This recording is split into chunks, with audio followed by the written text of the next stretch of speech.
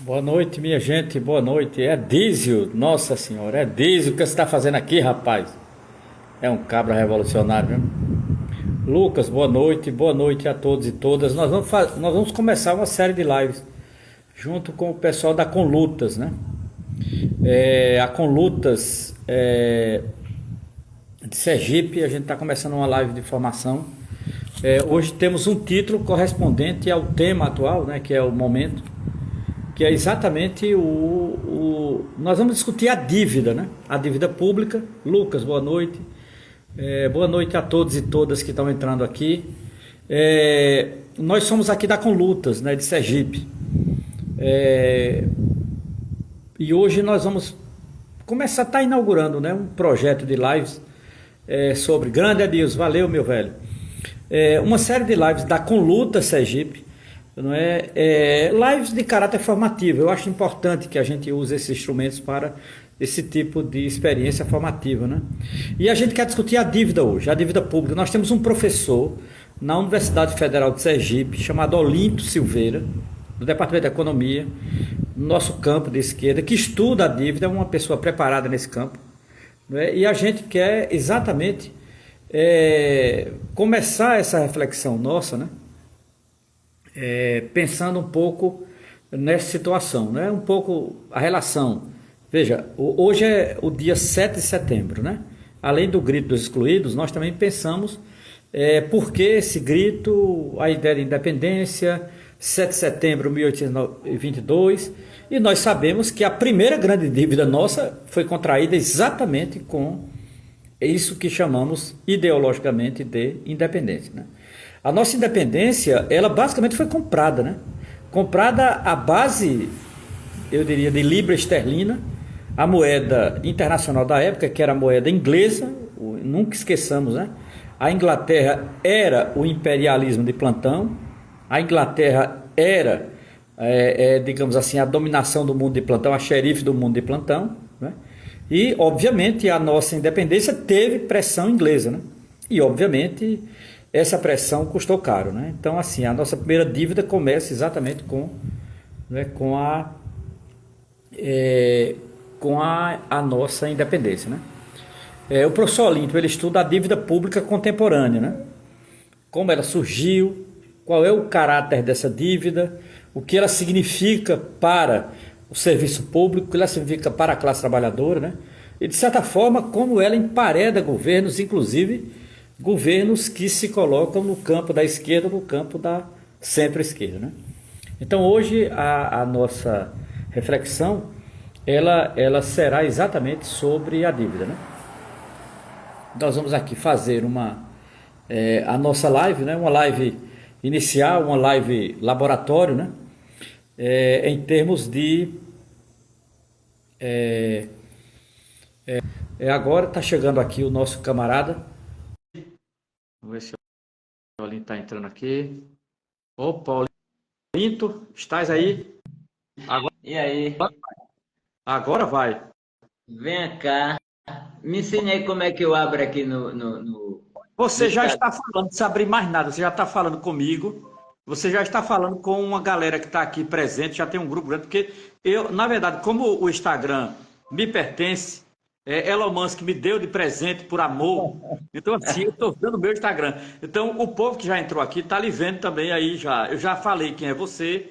Você é Olinto Silveira, professor da economia, estuda a dívida. Eu fiz uma pequena introdução, Olinto, sobre a dívida a partir de 7 de setembro. Porque, na verdade, eu não sei se tu sabe, a nossa dívida toda, ela começa em 1822.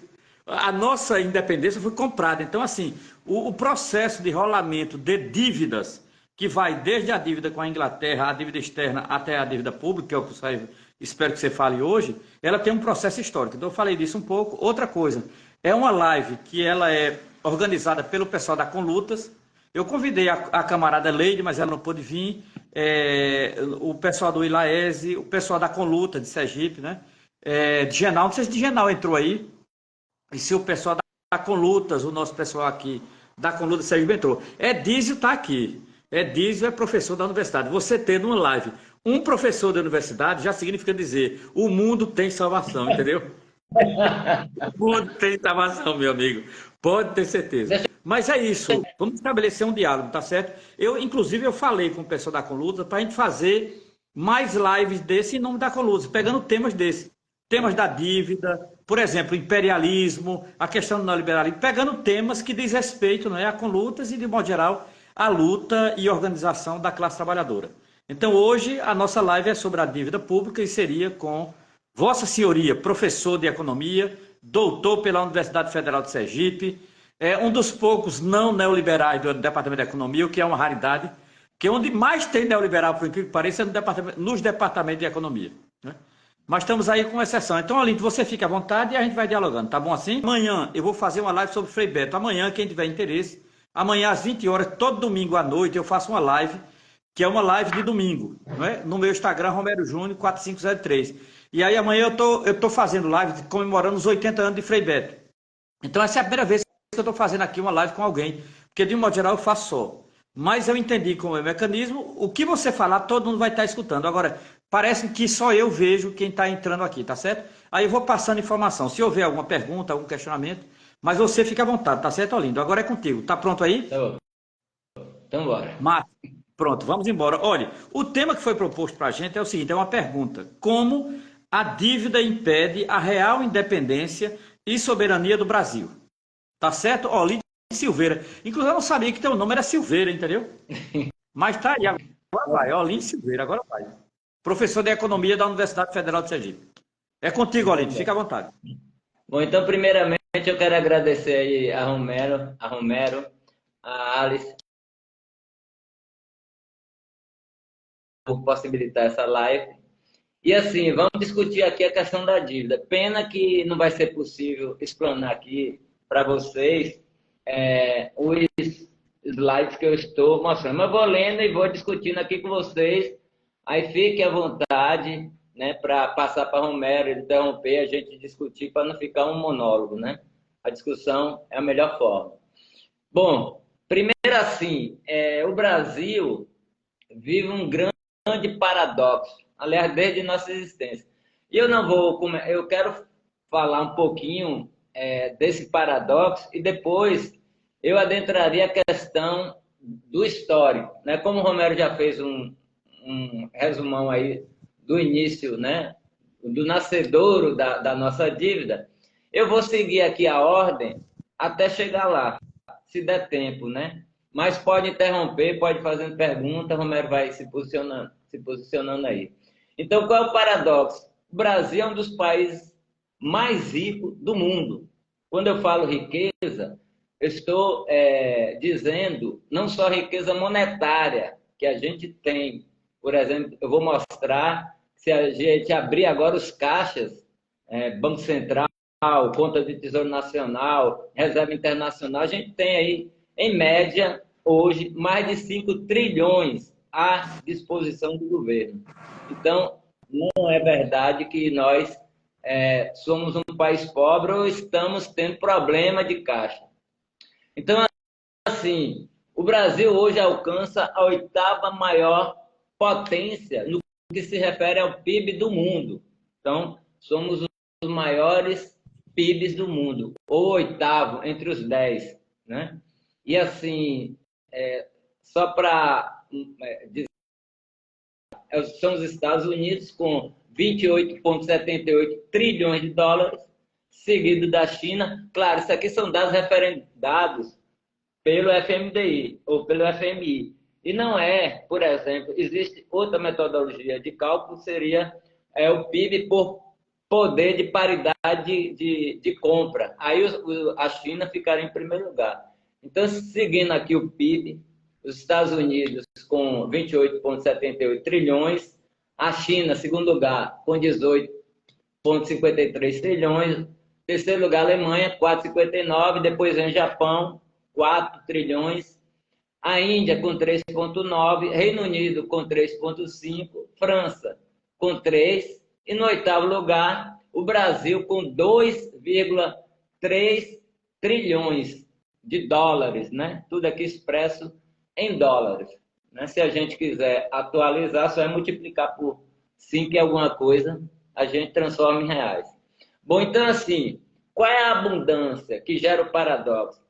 Temos um clima favorável, temos as vastas riquezas biológicas, fauna e flora, temos uma extensão territorial de 5,8 milhões de quilômetros quadrados, maior reserva de água potável do mundo. Pena que vocês não vão ver aqui, mas eu tenho esse retrato maravilhoso, que é o aquífero do Guarani, que o nosso fascista mor, né, que foi destroçado aí do poder, tomara que seja para sempre, Bolsonaro queria vender. E temos também o Alter do Chão, que é também outra maravilha gigantesca dentro do nosso país. Maior área agricultável do mundo, né? E agora estamos se transformando no fazedão, né? Dada essa diretriz, mesmo com o nosso atual governo chamado de esquerda. Terceira maior reserva de petróleo do mundo, riquezas minerais diversas, tais como terras raras, coisa assim, ó, que só a gente olhando a tabela periódica para enxergar. Túlio, itérbio, lucrécio, ítrio, uma coisa que é um pouco conhecida como nióbio. O nióbio, só para dar uma ideia, o nióbio é um mineral de ponta, né?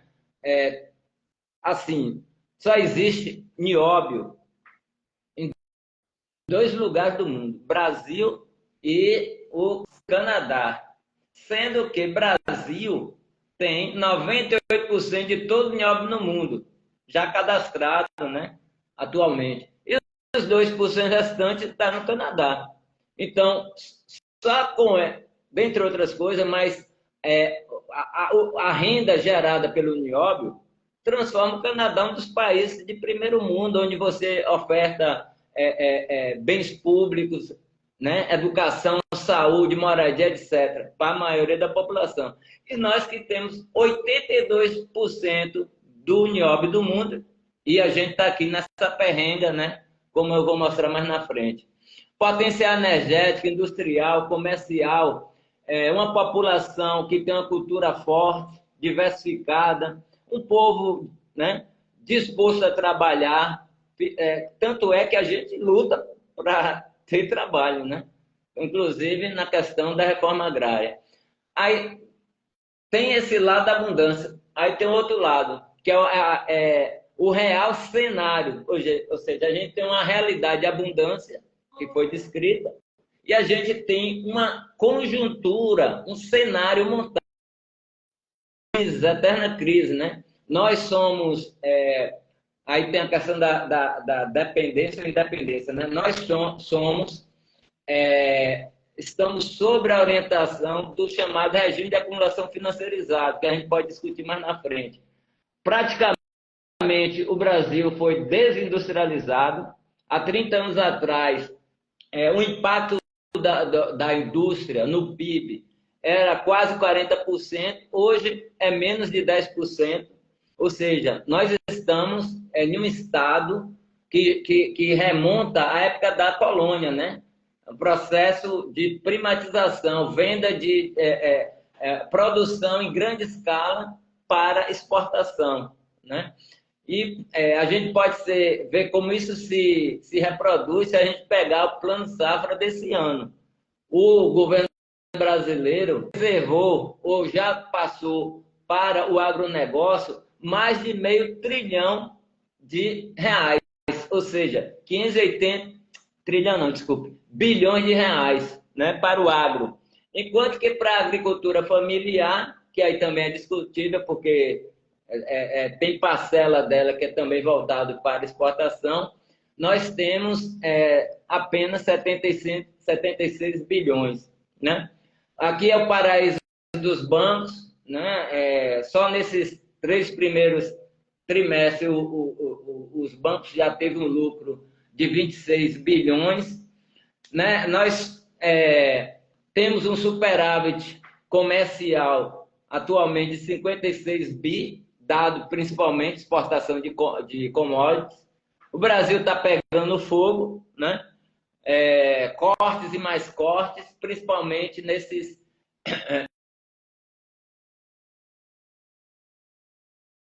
a CMBio, o IBAMA, etc. Né? Dados recentes mostram uma tímida recuperação a nível da produção industrial e comercial, né? Um crescimento aí que está sendo cantarolado de 1,7%, mas isso não quer dizer nada quando a gente pega o resultado final. O desemprego continua alto, né? E principalmente o emprego que é precarizado, né? Com trabalho intermitente, sem direitos, etc.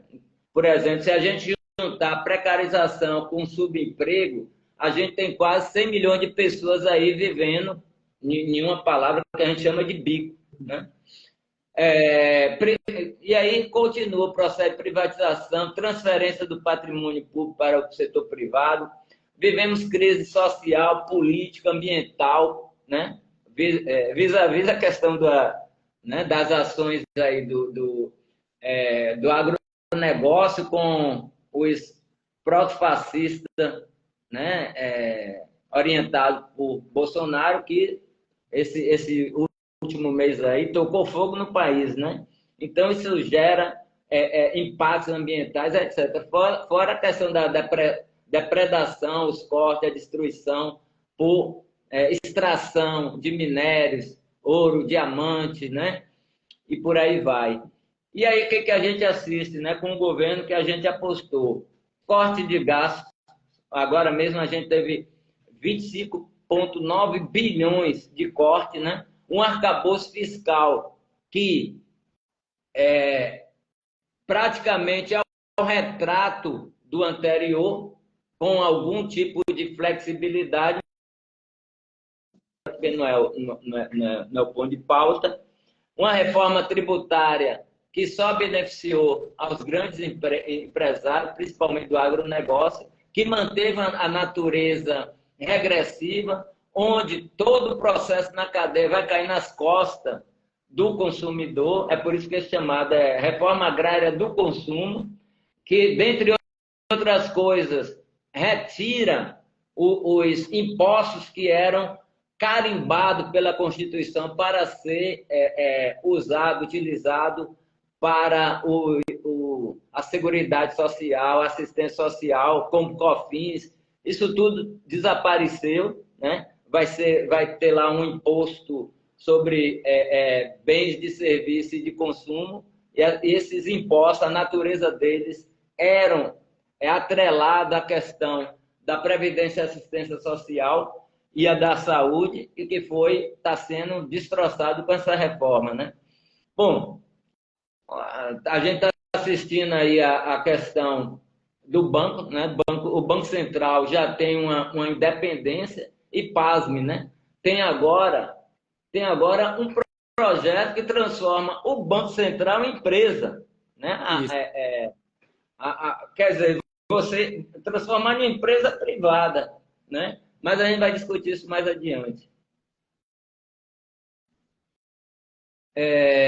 Por exemplo, né, aqui eu coloquei alguns dados que seria interessante que vocês estivessem vendo, né? Por exemplo, em relação às terras raras, ou seja, são minérios de ponta que têm aplicação na tecnologia aí mais avançada, né? Como carros elétricos, foguete, trem-bala, etc. Tudo que você pensar, chip, tudo que você pensar de ponta que é produzida através desses materiais, que a gente tem abundância, a gente manda para fora. E assim, não é nem vendido, é doado, porque os caras enchem toneladas e toneladas e vai para a Europa, Estados Unidos, Canadá, China e etc. E a gente mal fica com o tal dos royalties, né, que não dá para nada, risível os tais royalties. Ou seja, os caras ficam com toda esse material disponível para implementar tecnologia, para nos vender caro, e a gente só fica com o nosso país depredado do ponto de vista ambiental. Bom, aqui tem uma tela onde eu mostro, né, por exemplo, como eu falei, nós temos muito dinheiro, mais de 5 trilhões de reais à disposição. Estou com dados aqui que eu colhi lá da auditoria da cidadã da dívida, por exemplo, que é do dia 31 de julho, nós temos na conta única do Tesouro Nacional 1,697 trilhão, né, de reais.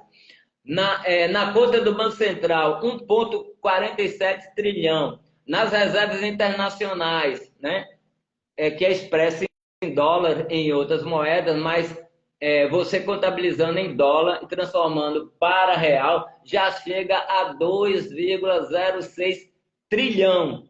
Então, assim, nós temos dinheiro em caixa, não é dinheiro ali, riqueza expressa na terra, que vai ser transformada em caixa, nós temos esse dinheiro e depois a gente vai ver porque, apesar de ter um orçamento que aumenta para a gente, você tem 500 trilhões aí à disposição do governo. Bom, aqui tem a foto dos aquíferos Guarani e Alta do Chão, infelizmente vocês não podem ver. Bom, aí o que é dívida, né? O que é dívida? Teoricamente, a dívida, como é usada em todos os países, é um empréstimo. Você faz um empréstimo, um aporte de dinheiro, onde você vai utilizar para investimento, tipo criar uma universidade nova, pavimentar ruas, né, ferrovias, etc, etc. Ou seja, quando você vê, ou seja, quando um país, uma nação, tem um projeto de investimento que vai beneficiar a população e ele não tem esse dinheiro, ele toma emprestado, faz um contrato, né, e paga. Ou seja, esse dinheiro entra no cofre público e você aplica investimentos para o país, né? E, claro, quem vai pagar essa dívida somos nós, né, brasileiros. Através de quê? Através dos nossos impostos, das taxas, etc., que o Estado cobra da gente, né? Então, assim, são dois tipos de dívida reais, né? Dívida realmente que seria o que não é aqui no Brasil. Uma dívida externa, quando você faz esse contrato, toma emprestado de uma empresa ou de um banco internacional, expressa na moeda do país, né?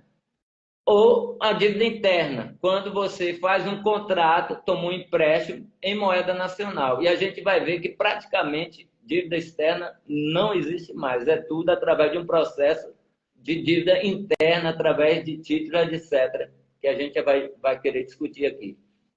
Então, assim, que dívida é essa? Qual é a natureza da nossa dívida? Né? O que a Maria Lúcia Fatorelli chama de sistema da dívida. A natureza dessa dívida é uma dívida que é elaborada através de mecanismos artificiais de uma tal teoria econômica dominante que é um processo de burlar a forma de extrair o excedente nosso, ou seja, nosso dinheiro, para canalizar para, né, a oligarquia financeira nacional e internacional. E assim, qual é a especificidade dessa dívida? Ela não tem contraprestação, ou seja, é uma dívida que é criada, ela tem crescido exponencialmente e não tem trazido nada de contraprestação. Inclusive, nós vamos ver mais na frente que houve uma ação aí da Justiça, onde mostrou que, por exemplo, de um período que eu vou falar mais na frente, de 95 até 2005, você gerou 1 trilhão no aumento da dívida e nem 10 centavos foi usado para, sei lá, calçar ali botar um pavimento ali na rua, né? A gente vai ver isso. Mas, assim, essa dívida, ela tem, de forma ideológica, justificado tudo de ruim que tem acontecido no país desde a época de Fernando Henrique, né? Alimentar os mecanismos financeiros, transferências, contra-reforma, privatizações, teto de gastos, arcabouço fiscal, né? Privatização do orçamento federal, etc. Né? Bom, então, assim, o que seria o sistema da dívida? Seria um processo de engrenagem comandada pelo regime de acumulação financeirizado, né? Ou seja, é um processo que eu vou mostrar para vocês de poucas grandes empresas que são administradoras de fundos, né? Como deixa eu passar aqui, ó, como a BlackRock, a Vanguarda, o Grupo Vanguarda, o Fidelity, o State Street, uma corporação, e o Morgan Stanley. Veja, esses 5 grupos, eles administram, do ponto de vista monetário, um montante de quase 30 trilhões de dólares. Ou seja, muito mais do que o PIB americano, certo? Então, esses caras, principalmente a BlackRock e a Vanguarda, eles são dono do BIS, eles são dono do Fed, eles são dono do Bradesco, do Itaú, esses bancos aqui que monopolizam nosso sistema financeiro e que são os caras que mais ganham aqui. Pode ter crise como for, Covid, o que for, eles estão sempre ganhando. Todo ano, os bancos batem recorde. Esses bancos são administrados ou seus maiores acionistas são esses 5 grupos aí, ó. BlackRock, Vanguarda, Fidelity, State Street e o Morgan Stanley. Ó, só a gente pensar que quem dá as diretrizes do funcionamento do sistema financeiro global é o BIS. Quem manda no BIS? Quem são os acionistas do BIS? Né? A BlackRock. Né? Quem é dono do Fed? O Fed não é um banco público, é um banco privado. É por isso que eles querem privatizar nosso banco. Né?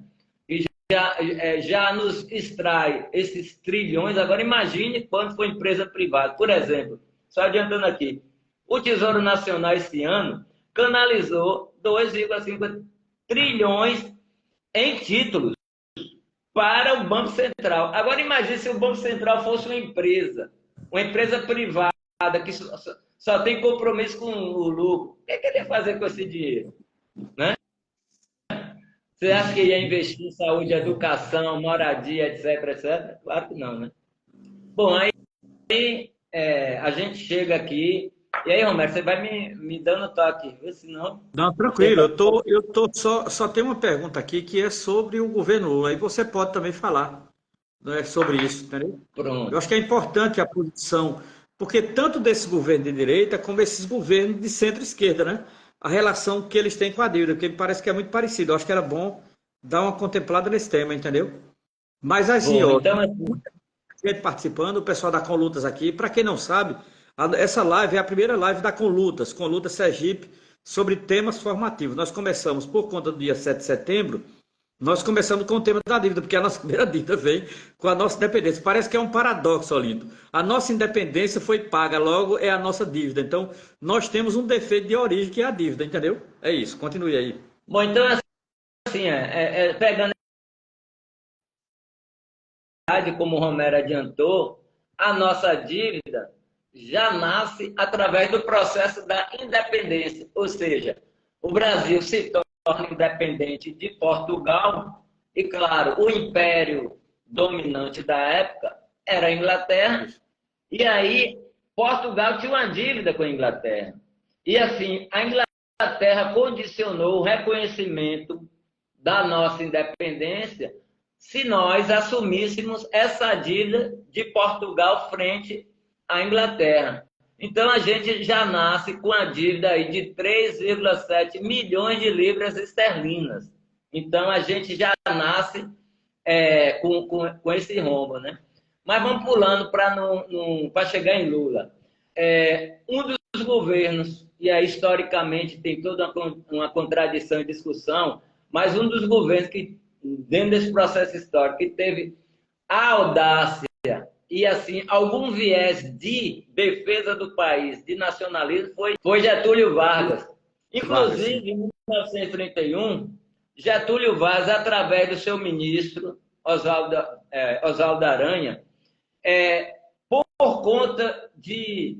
O Getúlio via chegar na mesa, né, vários pedidos de liberação para pagar faturamento externo, não sei o que, fatura externa, não sei o que lá, não sei lá.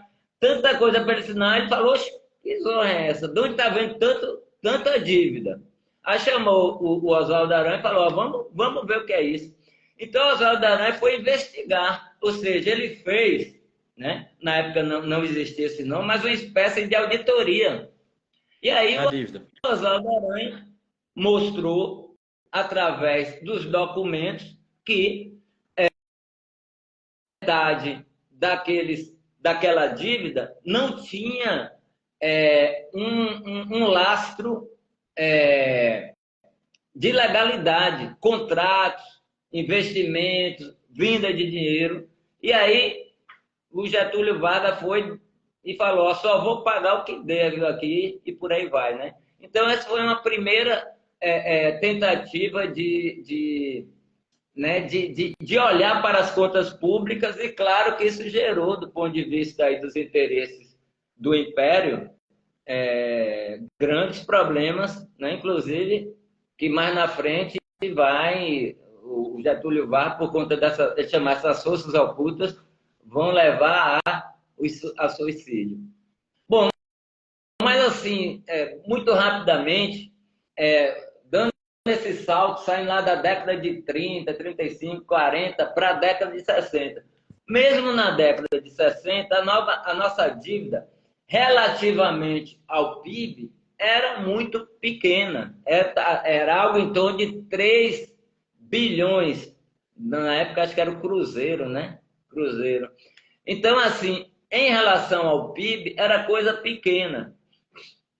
Então, assim, houve o golpe militar e houve toda aquela oba-oba, do ponto de vista interno, né? Aqueles vários megaprojetos que gerou o tal do milagre econômico. Mas a gente enxerga o seguinte, primeiro, esse acesso aos empréstimos, né, que foram canalizados dos centros, né, Estados Unidos, Europa, para o país, ele foi resultado de um certo esgotamento do próprio Estados Unidos, né?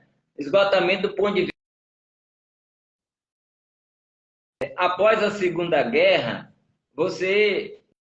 e essa Segunda Guerra, né, foi resultado das contradições do próprio sistema capitalista, de superprodução, etc., etc., que gerou um estado de guerra fiscal, de protecionismo, etc., que levou à Primeira Guerra e à Segunda. Então, face ao fim da Segunda Guerra, né, e os caras tinham esse histórico, e assim, nesse momento estava em ascensão, né, um novo império, né, que é o Império Americano. E os caras convocaram, né, uma conferência internacional, que foi a Conferência de Bretton Woods. E, através dessas conferências, foram criados um processo de algum tipo de normalização para o funcionamento do comércio internacional, né? Foi nessa época que foi criado o FMI, o Banco Mundial, né? O banco para alavancar as economias ou reconstruir os países destruídos pela guerra. E, assim, os Estados Unidos imporam a moeda de transação internacional, a moeda dele, o dólar. Então, o dólar serviu como moeda de transações, moeda de referência para as transações internacionais, e ela tinha um lastro material que era o ouro. E nessa época, claro, né, o maior aporte de ouro no mundo estava lá nos cofres americanos. Então, embora não ficou normatizado que seria a moeda americana, mas a americana era a referência. Todas as moedas deveriam ser convertidas em ouro, primeiro através do dólar. Então, para eu fazer uma transação, eu tenho que fazer essa conversão, né? Passando pelo dólar. E foi convencionado que um processo, aí mais tarde eu vou tentar explicar, de regime cambial fixo, né? Então, todos os países, eles mantinham o valor, o seu câmbio fixo e atrelado ao dólar, que por sua vez era lastreado pelo ouro. Então, as políticas para o mundo que os Estados Unidos pretendiam a partir da Segunda Guerra era de terra arrasada. A Europa estava destruída, o Japão, né? A maioria dos países, principalmente europeus, estavam destruídos. Os Estados Unidos ascenderam, era o maior exportador de, vamos chamar modernamente, né, commodities, manufaturas bem industrializadas, etc., alimentos. Então, os caras queriam manter isso. Só tem que, em 1917, antes mesmo de terminar a guerra, surgiu a Revolução Proletária, né, lá na Rússia, né, na União Soviética, os soviets, né? Então, a União Soviética começou a se despontar como um concorrente a nível internacional. E após a Segunda Guerra, né, o Exército Vermelho se destaca, né, nessa guerra, inclusive destruindo os exércitos fascistas. Então, a influência da União Soviética começou a irradiar e pipocando socialista. Aí os Estados Unidos, para não perder espaço, ele fez um plano, né, para a reconstrução dos seus vizinhos europeus, né? E aí ele reconstruiu a Alemanha, a França, né, a Itália, a Inglaterra, o próprio Japão. E como foi que ele construiu isso? Através de aporte de capital, transferência de tecnologia, facilitação para os bens desses países. Ou seja, foram um leque de ações que beneficiavam os países, reconstruiu, e assim esses países ascenderam. Inclusive, né, aí, já no fim da década de 70, como concorrente com os Estados Unidos no mercado internacional. E assim, tinha um diferencial, que depois eu vou explicar o economês, que é assim, como os Estados Unidos se comprometeu, porque foi imposto por ele, as normas de Bretton Woods, uma das normas era você manter o controle da transferência de capital internacional. Você manter a paridade do dólar em ouro. Então, por exemplo, países como França, Japão, principalmente a Alemanha, eles faziam o que a gente chama de política monetária. Ou seja, para se tornar um país, isso é uma das estratégias, né, única, atual da China, é você desvalorizar a sua moeda. Você deixar o câmbio, seu câmbio, a sua moeda, ser desvalorizada em relação às moedas internacionais, e principalmente em relação ao dólar. Isso lhe torna competitivo no mercado internacional. Por quê? Porque as suas mercadorias, em relação às outras, né, no mercado internacional, então você exporta. Isso é um tipo de política que a gente chama de política de cunho monetarista e cambial. Os Estados Unidos não podiam fazer isso. Por quê? Porque ele tinha que manter, ele não podia desvalorizar o dólar para se tornar competitivo. Por quê? por causa das regras que ele mesmo impôs ao mundo, que eram as regras de Bretton Woods. Então, assim, os Estados Unidos começaram a perder a concorrência internacional para os seus aliados, para a França, para a Alemanha. Então, no início da década de 70, o Nixon, né, o Richard Nixon, o presidente atual, né, naquele contexto, ele foi lá e falou, ó, acabou a farra de dólar, eu não garanto mais nada, a partir de agora, os Estados Unidos não vão manter a paridade, não vão sustentar o valor das moedas internacionais através do ouro, e a moeda passou a ser, era uma moeda lastreada em um bem material, que era o ouro, agora passou a ser chamada de moeda fiduciária, ou seja, ela não vale, ela não tem um valor inerente, ela vale por todo um contexto de situação do país dominante, por exemplo, Estados Unidos, o que fazia, né, que está perdendo espaço a nível mundial, o que fazia com que o dólar era a moeda, mesmo sem o laço, mesmo desmantelando e traindo, né, dando boicote nos acordos de Bretton Woods, e o dólar continuou forte, porque os Estados Unidos, de fato, era a maior potência militar, financeira, industrial do mundo. Então, continuou, né? De Bretton Woods. Então, uma das consequências foi você deixar de controlar os fluxos do capital internacional. E você já estava em um contexto onde você tinha muita produção, né, de petróleo, você teve a crise energética, etc, etc. Então, assim, os bancos... Porque, assim, nos Estados Unidos, você tem um Fed, mas cada estado tem um Fed, tem um banco. E, assim, como são bancos privados, eles começaram a ligar a máquina de produzir dólar, com também um aporte advindo do dólar atrelado ao petróleo, né, o petrodólar. Então, assim, o chamado mercado internacional, claro, que era a Europa e Estados Unidos, né, começaram a ter um excesso de dólar. Os caras, o que eu vou fazer com esse dólar? Esses dólares em abundância, gerando problema agora para a própria economia interna. Eles começaram a mandar para fora, né? Isso, emprestar para as economias dos chamados países periféricos, né? Então, eram bilhões de dólares que eram emprestados principalmente para os países onde, na época, você tinha regimes ditatoriais, né? Brasil, a maioria dos países da América Latina, África, Ásia.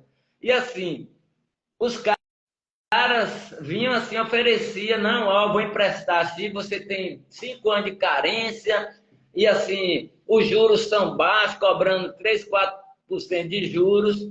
Então, foi uma farra. Só tem que tinha uma coisa que os caras sabiam, mas foram coniventes. Os militares aqui no Brasil, os países, etc. Essa taxa era uma taxa de juros flutuante. Ou seja, ela flutua conforme quem empresta. Então, por exemplo, eu emprestei a 4, como ocorreu, né? Quando for conveniente para mim, eu passo para 10, para 20. Então, assim, entraram essa jorrada de dinheiro, né? Muitos dessa grana aqui teve uma ação de política, de investimento no país, né? Foi criado algumas das estatais, etc. Mas, assim, a maioria, e aí a auditoria da dívida comprovou, teve uma auditoria que não chegou ao fim, mas o estudo mostrou que 70% dessa dívida era fraudulenta e eram dívidas que não foi feita pelo Estado. Eram dívidas que eram feitas por empresas privadas, principalmente bancos internacionais com sede aqui no Brasil. Então, assim, era uma dívida cheia de fraude, não tinha um documento probatório, eram dívidas casadas. Por exemplo, esse projeto de Transamazônia, o projeto da construção das usinas nucleares, foram uma coisa assim, foi uma farra e foi mais de 30 bilhões, e tudo assim, de forma casada, de forma que esse dinheiro, se você faz uma auditoria, você vai ver que esse dinheiro, pouco desse dinheiro realmente foi investido na construção de algo que veio a beneficiar a economia. Então, assim, quando a gente fala do milagre brasileiro, não foi por conta da ação da inteligentícia, de Delfim Neto, etc. Não foi porque houve uma farra de dinheiro, tinha muito investimento sobrando, dinheiro saindo pela culatra, muitos dos grandes grupos, né, empreiteiras, etc. E, né, quando a gente vai olhar, 70% dessa dívida não correspondia a nenhuma contraprestação, apenas 30%. Bom, Olinto, tem uma pergunta aqui que eu não sei se eu entendi. O Antônio pergunta se é possível dar um exemplo da conveniência dessa flutuação. Tu entendeu? entendi. Por exemplo, né? Então, a partir da década de 70, os Estados Unidos, né, quebra de forma unilateral e caloteira os acordos de Bretton Woods e ele sai no processo de vantagem a partir daí. Só que, como eu falei aqui, sem adentrar, só mencionei, a década de 70 ela foi visitada por duas grandes crises, né, chamada crise do petróleo. Né? Teve a primeira e a segunda crise. Então, assim, os Estados Unidos, por conta dessa crise, e boa parte da crise também foi fomentada, né, foi produzida pelos próprios Estados Unidos, lá num acordo com a OPEP, né, teve a guerra lá entre Israel e não sei se foi a Arábia Saudita, na época. Então, assim, os Estados Unidos tiveram muito custo, principalmente a guerra do Vietnã, etc, etc. Então, eles começaram novamente a perder força. E aí, o que foi que eles fizeram? Eles, nessa época, na década de 70, essas dívidas tinham juros de 4%. Todos os países que tomaram emprestado pagaram principal e juros, abatiam o principal e pagavam os juros em torno de 4%. Aí veio a política a política do dólar forte, né? O que seria isso? Os Estados Unidos, de forma unilateral, os bancos de Paris e o Fed, eles fizeram um acordo e aumentaram a taxa que era de 4% para 20%. Então, essa taxa de juros criou um reboliço, né? Foi a partir daí que foi gerada a tal das crises das dívidas do terceiro mundo, né? Dos países periféricos. Muitos países foram à bancarrota, né? México, Brasil, muitos países africanos, asiáticos, tudo por conta disso. Ou seja, unilateralmente o juro era 4, 5%, eles passaram para 20%. Aí quem é que paga? Quem é que consegue pagar?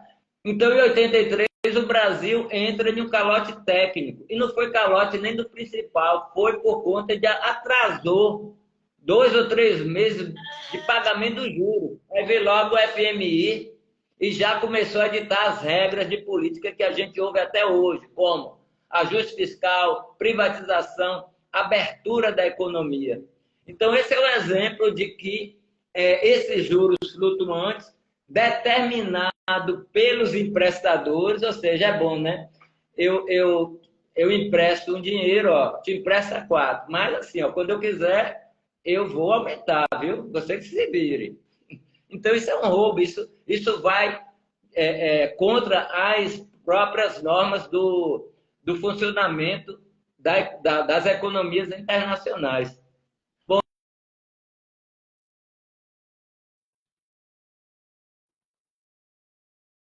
esses países não puderam pagar, né?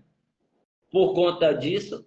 E assim, a maioria deixaram de pagar. Outros pagaram, o Brasil continuou pagando, a duras penas, seguindo o receituário do FMI, fazendo novos empréstimos. Mas assim, a maioria dos países não pagaram. E gerando cada vez, né, políticas de contração da economia, de arroz salarial, para sustentar isso. Mesmo assim, não estava dando. E aí, o que é que acontece? Ora, segundo as normas de empréstimo que era feita através de Nova York, né? As normas de Nova York, você tinha o seguinte: o país devedor, ele tinha que pagar. Se não pagasse, o país credor entraria na justiça internacional, nos fóruns internacionais, para obrigar o país devedor a pagar. Só tem que, segundo as normas, você tinha até 6 anos para recorrer. Né? Então, por exemplo, o Brasil, não o México, vou pegar o México que deu calote mesmo, não vou pagar, não tenho, etc. E aí, o que os caras fizeram? Não recorreram. Por que não recorreram? Porque a maioria, quase 80%, 90% dessas dívidas em todos os países, o Brasil era mais de 70%, eram dívidas feitas de forma ilegal. Não tinha o papel lá, né? Não tinha o fato gerador registrado, contado, ganhando, e aí começou a pressionar para ganhar, para ganhar. Quando passou o prazo, 6 anos, eles não recorreram. Quem não recorreu, segundo as normas de Nova York, a dívida prescreve, ou seja, a dívida acaba, deixa de existir, prescreveu. Isso ocorreu em todos os países da América Latina, da África, todos os países que fizeram um tipo de empréstimo, né, que era registrado realmente nas normas internacionais lá, né, nos fóruns de Nova York. A dívida morreu. Aí entra o nosso amiguinho, né? Fernando Henrique. Na década, em 1994, quem estava no governo era o Itamar Franco, e o Fernando Henrique era ministro da Fazenda. E aí, nessa época, vendo que, né, o Tesouro Nacional Americano, em comum acordo lá com os bancos europeus, vendo que perderia mesmo, os caras não pagou e não tinha como recuperar, montaram uma estratégia de renegociação. Vamos renegociar essas dívidas, né? Então, assim, o presidente lá do Tesouro Nacional, o tal do Brad, né, em comum acordo com os secretários dos outros tesouros, né, dos outros países, montaram esse tal de Plano Brady. O que era esse Plano Brady? Era você pegar essas dívidas e trocar através de lançamento de títulos, os chamados bônus Brady. Então, assim, no Brasil, essa equipe, Pedro Malan, Hermínio Fraga e Murilo Portugal. A gente sabe que o Pedro Malan, né, passou a ser ministro quando Fernando Henrique Cardoso ganha as eleições, ministro da Economia, da Fazenda, né, de Fernando Henrique. O Hermínio Fraga virou presidente do Banco Central e o Murilo Portugal virou secretário do Tesouro. Então foram esses caras, quer dizer, a gente não devia nada, a dívida morreu, não existia mais. A partir de 94, em relação ao tempo dos empréstimos do Brasil, o Brasil não devia nada, a dívida foi prescrita, né? E o que foi que aconteceu? Os caras renunciaram à prescrição, né? Prescrita não, é prescrita mesmo que eu falei? Prescrita. Prescreveu, morreu, acabou. Então os caras fizeram esse acordo, o acordo Brady, criaram os bônus, E esses bônus, veja que era para beneficiar a dívida, né? Ora, além desses bônus, o Brasil ainda pagou 60 milhões de dólares, como chamado colateral, né? O que é colateral? É um aporte para garantir esses títulos, né? E aí, o que foi que aconteceu, né? A gente, quando eu entrar, né, não sei se nesse contexto, mas em outra oportunidade das políticas, a gente vai ver que foi através de Fernando Henrique, foi sedimentado, formatizado o tripé da política macroeconômica, né? Que é equilíbrio fiscal, um regime de câmbio flutuante e metas inflacionárias. Mas o principal inimigo do nosso país, depois dos militares, chama-se Fernando Henrique Cardoso. O cara fez o plano real, o cara jogou os juros para mais de 50%, o cara acabou com o Parque Industrial do Brasil, privatizou, né? Venderam as grandes empresas estatais que fomentavam toda a pujança da economia do Brasil, que na época, né, até o fim da década de 80, com toda a crise sobre o regime militar, Rocha, etc., era mais desenvolvido que a China. No fim da década de 80, início da década de 90, o Brasil tinha a economia mais pujante do ponto de vista industrial, tecnológico, etc., do que a China. E os caras destruíram, Fernando Henrique destruiu isso, né? O cara vendeu, por exemplo, a Vale do Rio Doce. A Vale do Rio Doce é uma mega empresa que tinha filial em todo canto do país para explorar mineral, etc., etc. Ela valia, no mínimo ali, grosso modo, mais de $500 bilhão. Fernando Henrique vendeu por 80 bilhões e, assim, 90% foram pagos através dessa moeda chamada moeda podre, que eram os títulos Braid, que não valia nada. Entendeu? E ele não morreu ainda. O Henrique não morreu ainda, né, Olinto? Morreu. Pois é, e isso a gente está pagando, essa coisa virou um bola de neve, e através das políticas aí, até hoje a gente paga. Bom, aí a gente chega aqui na época de Lula, né? Foi o que aconteceu. Lula entrou no governo e falou, não, vou resolver a questão da dívida. Ora, era uma dívida que foi internalizada, porque até então, até o início da década de 90, a dívida era externa.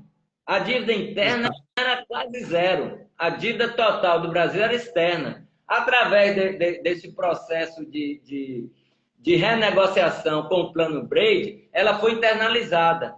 Esses papéis rolaram aqui e eram vendidos internamente e pagos em moeda local. Então, processo de internalização. Então, assim, Lula... Então, a gente devia uma dívida que é falsa, fraudulenta, já tinha sido morta. A gente devia, né? Devia, entre aspas, 15 bilhões ao FMI, outros tantos bilhões para outros bancos americanos, do Clube de Paris. Então, a gente tinha uma dívida em torno de 160, mais 180 bilhões de dólares. Só que, para o FMI, a gente devia 15 bilhões de dólares, 15,5 bilhões de dólares. Foi o que Lula fez. Lula fez um acordo com o FMI. Olha, e nessa época, os juros internacionais, ou seja, os juros que o FMI cobrava dos seus devedores, entre aspas, era 4%. Ou seja, a gente tinha uma dívida externa de quase 160 bi, né, pagando esses juros, e no caso específico do FMI, a gente devia 15,5 bi, pagando juros de 4%. Foi o que Lula fez. Chamou o Banco Central, emitiu títulos internos, pagando juros de 20%. Tá. E Lula não é de esquerda? pagou o FMI e saiu dizendo, cantando Loura. Até hoje, né, tem petista que mata e morre com você, dizendo que não tem problema de dívida, não. A dívida foi paga por Lula. Foi um roubo. Foi assim, ó, eu pago 4%. E Lula é de esquerda? Lula é de esquerda. Tu não votou nele, ele é de esquerda. Tu não votou nele, não foi? Porra. Minha gente, como é que pode um negócio desse? Aí eu pago juros de 4%. Aí eu pego um dinheiro, pago. É como assim, eu tenho uma caderneta de poupança, né? Aí eu pego o dinheiro, tiro da caderneta e compro um título que vai, por exemplo, né? Vamos pegar assim. Eu tenho uma caderneta, compro um carro onde eu vou pagar juros, né? De, sei lá, mercado hoje, 20%, entendeu? E aí, financiado em 30 anos. Aí eu saio dizendo, estou com um carro novo, que eu estou bem numa boa. É a mesma coisa. Lula foi lá, pagava 4, pegou dinheiro, é como se fosse, pegou dinheiro emprestado através de título, né? Então transformou uma dívida que era externa em uma dívida interna, só que ele pagava 4%, agora ele vai pagar 20% aos credores nacionais, né? Então foi isso que ele sai dizendo até hoje que sanou a dívida, né? Mas vamos adiantar que o negócio está ficando ruim. Aí veio o projeto Bolsonaro. Pior não foi você que votou em Lula. Pior foi a Edith que votou em Lula e foi comemorar em Brasília ainda. Edith está aí, ele sabe disso. Votou e foi comemorar em Brasília. Caralho, Eliana, olha que tragédia. Pois é, né? Diz aí. Fala aí, pode falar. Então veio, né, a década de... A era Temer, Bolsonaro, que a gente já sabe bem que... Veja, aí a dívida, né? Ela sai de quando Fernando... Eu vou até ver um quadro aqui que eu vou falar para vocês aqui uma coisa. Eu tenho esses dados aqui.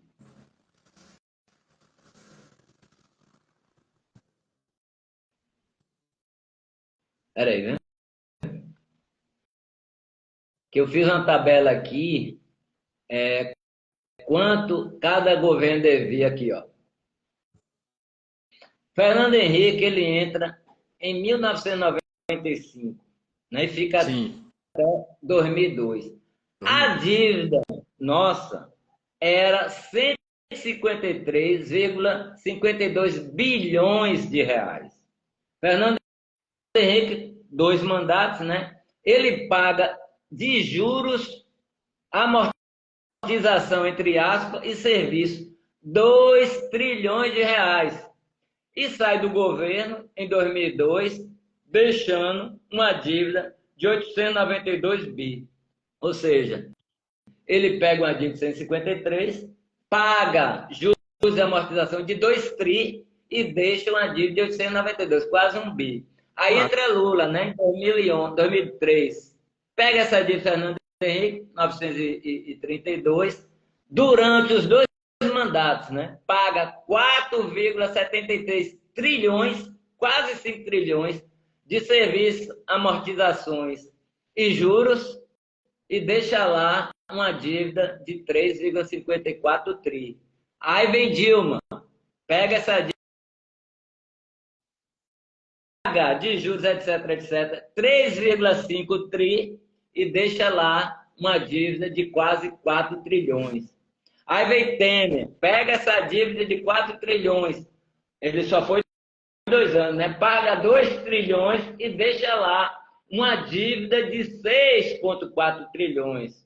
Aí vem Bolsonaro, pega essa dívida de 6,4 trilhões, paga 7 trilhões e deixa uma dívida de 8 trilhões. E aí vem Lula, pegou agora, né? Em 22, essa dívida de 8 trilhões, a projeção aqui para até o fim de 24, ele vai pagar 4,5 trilhões e vai deixar uma dívida, a projeção agora, né? De 10 trilhões. Então, rapaz, veja... olha, esse país Olinto, esse país é um paraíso de rentista, né, cara? Quem Isso. não é rico nessas condições? Qual é o rentista que não é rico nas condições dessas? Nossa, mãe do céu. Triste, viu? Triste. E olha que eu estou acompanhando os seus dados aí, seu raciocínio. Imagine. É óbvio, a conclusão que a gente chega é isso, né, cara? Vale a pena entrar no mercado financeiro, principalmente se você é rico, né, cara? Aí. Tá aí o exemplo, né? Então, né? Aí, como é que essa primeira é uma dívida que ela vem se transformando em uma bola de neve? Isso. Ela hoje já bate a casa de 9 trilhões, né? Final de 24, ela vai bater a casa de 9 trilhões de, de reais. E assim, aí eu vou pegar aqui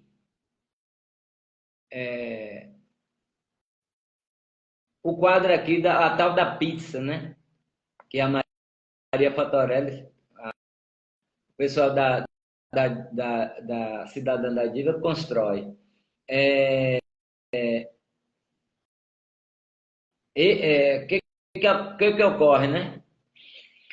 Você tem aqui, aí, por exemplo, eu já tenho dados aqui de 23. Então, o orçamento federal executado em 23 foi de 4,36 trilhões. 4,36 trilhões. Desse total, 1,89 em 23. Ou seja, quase 2 trilhões foi para juros, amortizações e dívida, né? Juros, serviço e amortização da dívida, ou seja, 43% do orçamento. Aí você vê aqui, mesmo ainda hoje, previdência social e assistência social. Se eu somar os dois, dá 7, 20, 27. 27% desse orçamento ainda é na Previdência Social e Saúde, né? Assistência e saúde. Ou seja, os caras têm quase a metade. Isso aqui eu tô mostrando só o desse ano, né? Mas se eu descer aqui um pouco. Ah, não está aqui não. Mas, por exemplo, teve ano que foi mais de 50%. Então, a gente fala, em média, está sendo 50%. Então, o que é que justifica todas as políticas de reforma da Constituição? Todos os projetos, e desde Fernando Henrique até hoje, passando por Lula, pelo PT, pela Dilma, por Bolsonaro,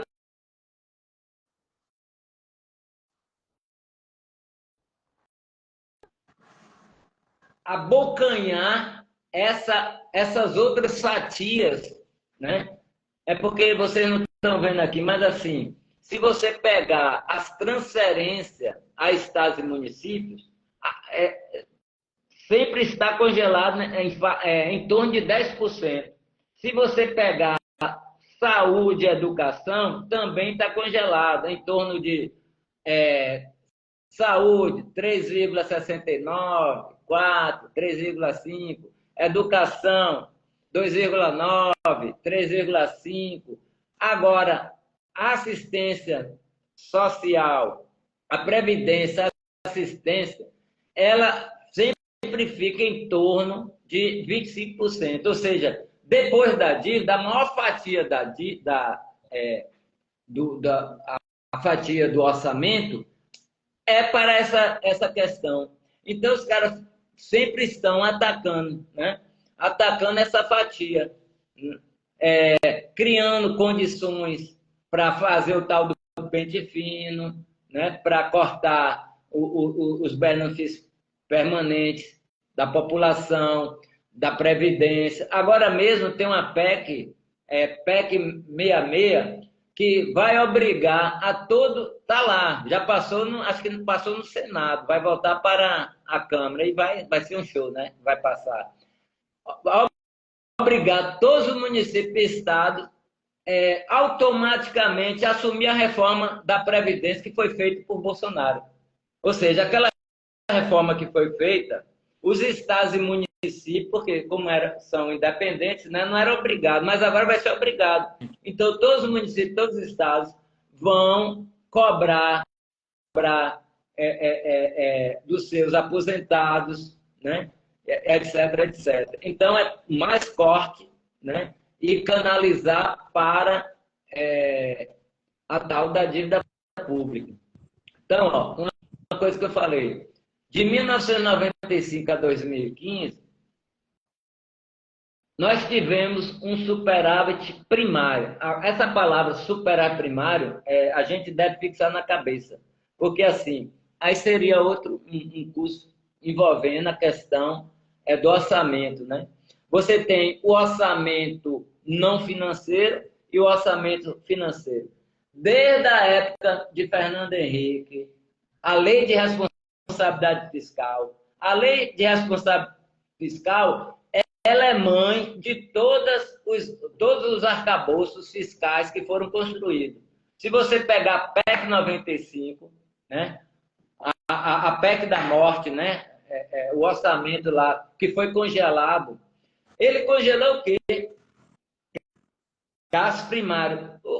Quais são os gastos primários? Gasto primário é todo o gasto que envolve investimento público, estradas, rodovias, portos, aeroportos, educação, saúde, etc.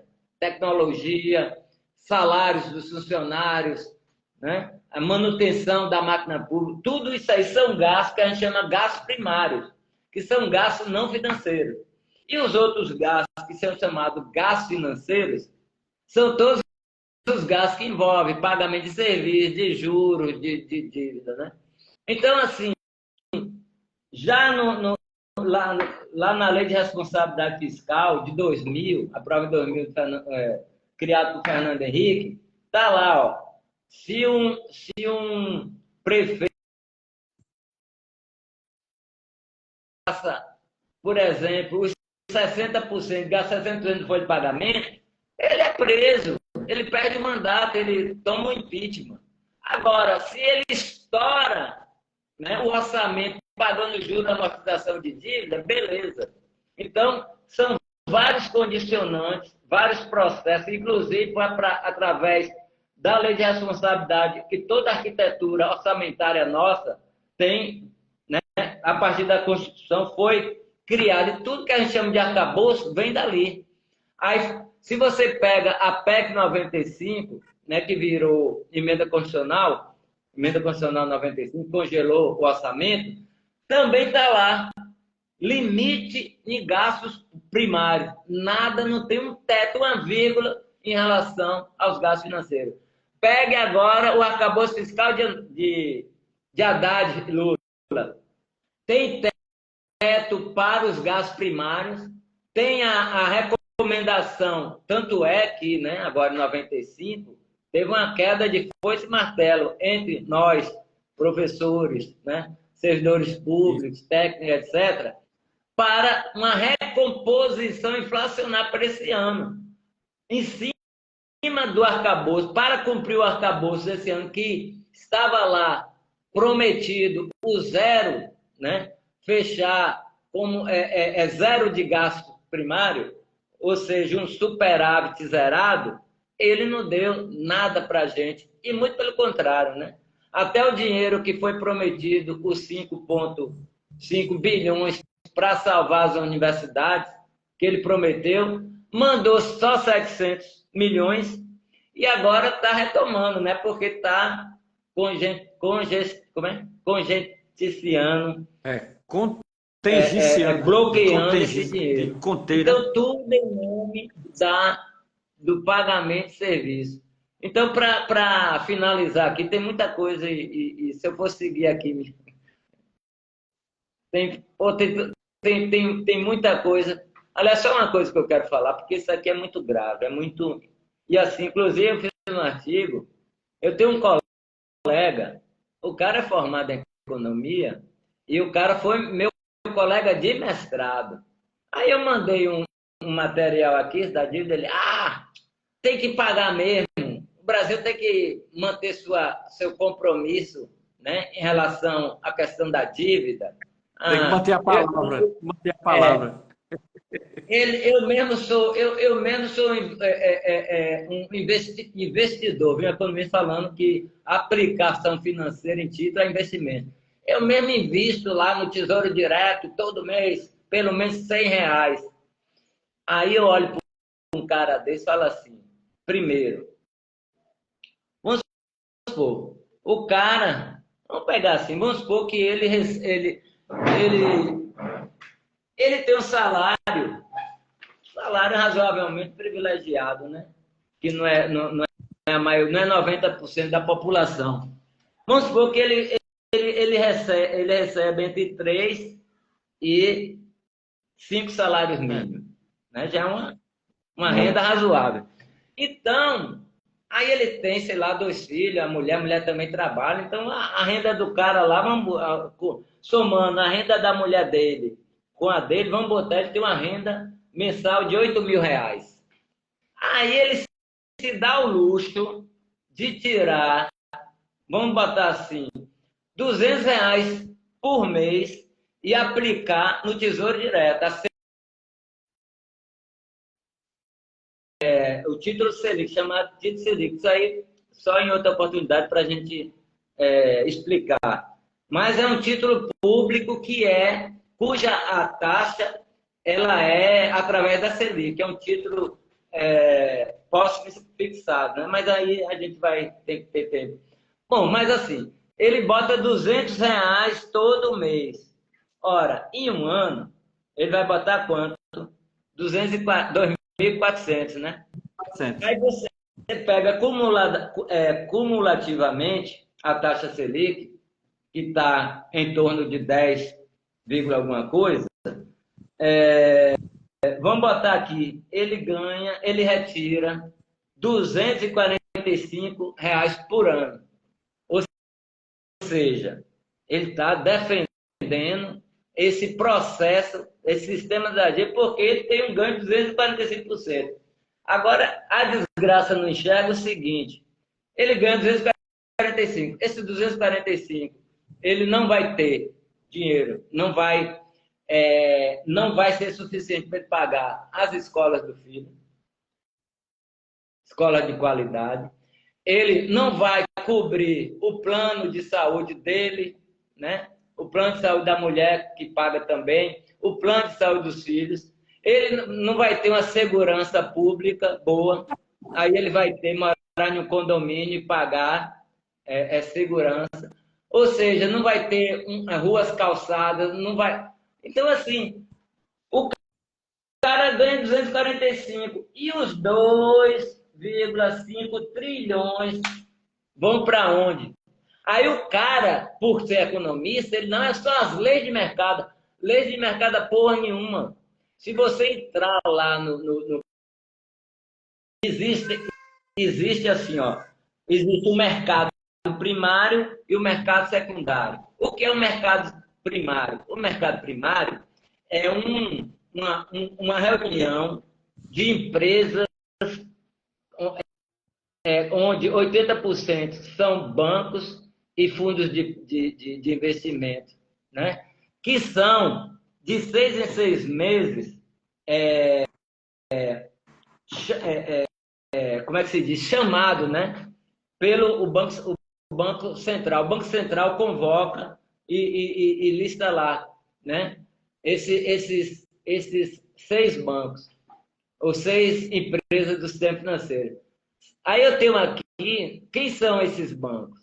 Banco Bradesco, BTG Pactual, do tal do Guedes, né? Guedes é um dos sócios fundadores, do André Esteve, que já foi preso, que é um descarado, que é amiguinho do atual, do atual ainda, né?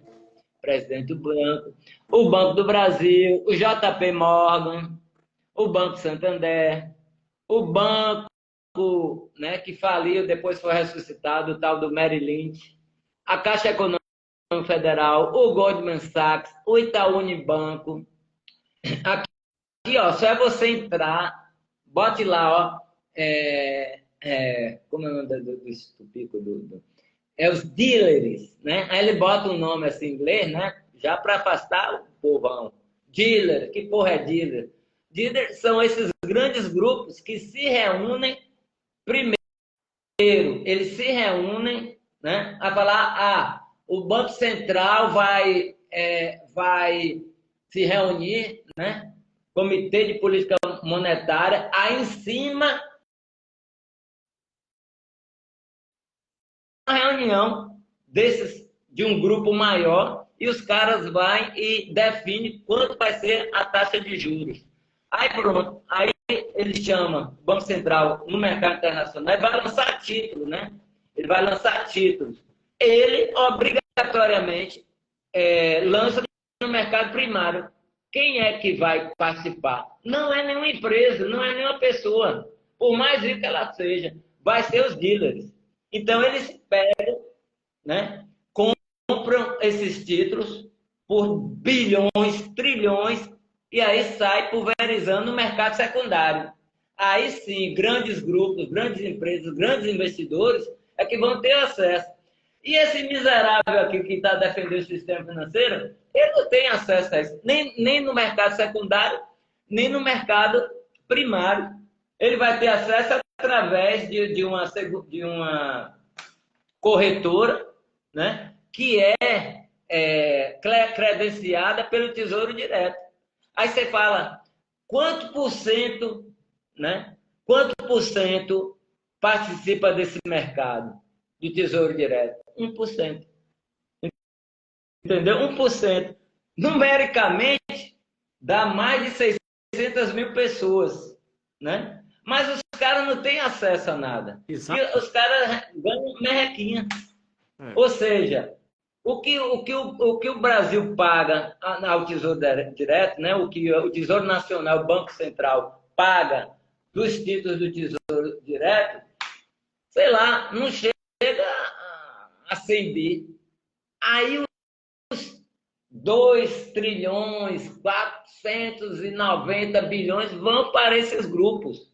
Aí aí esse dinheiro aí, orçamento, para você ter criar universidade, né? Criar um estado de bem-estar social. Por exemplo, eu já fiz uns cálculos aqui, isso com meus alunos, a gente fez um cálculo, se eu pegasse olha, 2,5 trilhões, não é o PIB, os 2,5 trilhões que vão para os bancos, de juros, amortização, remuneração de sobra de caixa, operações compromissadas, essa grana toda. Se eu pegar esse dinheiro, aí eu fiz o cálculo aqui, quantos universitários da iniciativa das universidades privadas e das universidades públicas, tem quanto? Vamos aproximar, grosso modo, 10 milhões de estudantes. Pega esse dinheiro aí de vida. Você vai ter, no mínimo aí, 5 a 6 salário mínimo que o cara vai receber para estudar. É mole. Vou pegar esse dinheiro e dar para estudante. Aí vai falar o Brasil, não, porra, você está entregando de graça. Claro. Você tem 5 trilhões para garantir que esse povo ganhe para a gente. E sem prejuízo para o Estado, porque essa grana é a grana de juros, é isso que tu falou, isso é sem prejuízo para o Estado. Não é aquela grana que está no orçamento. É foda isso, cara, é muito cruel. É muito cruel. Aí a gente se revolta com a imbecilidade dessa. Então, assim, concluindo, como é que a dívida pública, esse sistema da dívida, não dá, é um dos instrumentos, eu acho que é o principal instrumento para nosso Brasil hoje ser um país que não tem independência econômica, embora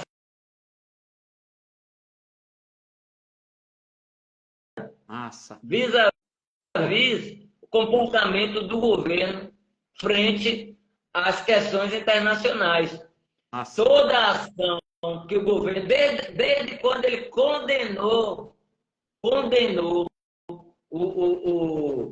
a chacina, né, o genocídio lá de Israel, foi através de Biden. Por quê? você está batendo milhões as ruas na Europa, no mundo todo, e no próprio Estados Unidos. Então, e assim, quem manda dentro desses grupos, a gente sabe, esses grupos que eu falei aí, BlackRock, a maioria desse povo aí são sionistas. Então, eles que mandam os Estados Unidos. Então, assim, o Biden fica cheio de dedo. Eu não posso comprar briga com os sionistas, né? Afinal de contas, eu que dou uma mesada de 100 bilhões de dólares todo ano para Israel e mando armas e mais armas, toneladas de armas, entendeu? Então, eu não posso comprar, mas, por outro lado, eu estou no processo eleitoral, onde eu posso perder, porque a população americana, principalmente eleitores do Partido Democrata, não estão contentes com essa chacina, com esse banho de sangue, em pleno século XXI. Então, é chegar ali para Lula, Lula, você que é uma referência internacional, condene o Hamas, condene Israel, diga isso, diga aquilo, diga aquilo outro. Agora mesmo, em relação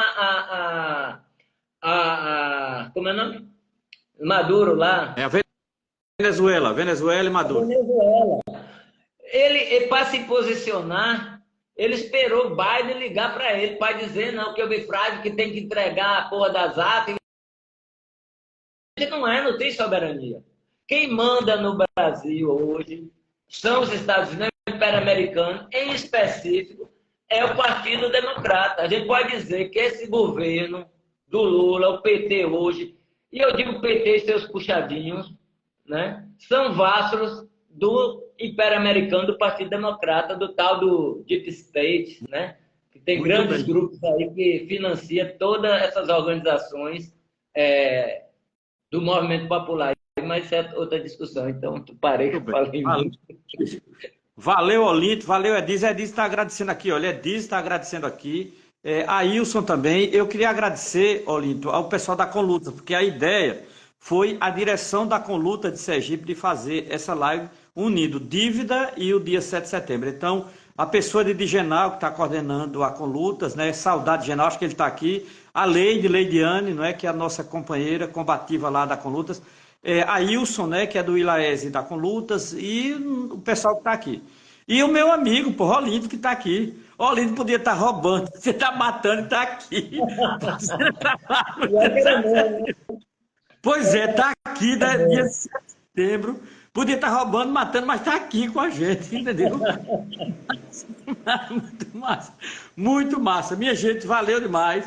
Muito obrigado demais quem acompanhou aqui. Olinto, valeu demais. E a ideia é o seguinte: eu propus ao pessoal fazer outra live dessa, com outros temas, desdobrar temas de economia política. Eu acho que é fundamental estudar economia política, pô, entendeu? Valeu demais, meu amigo. Muito obrigado, valeu mesmo.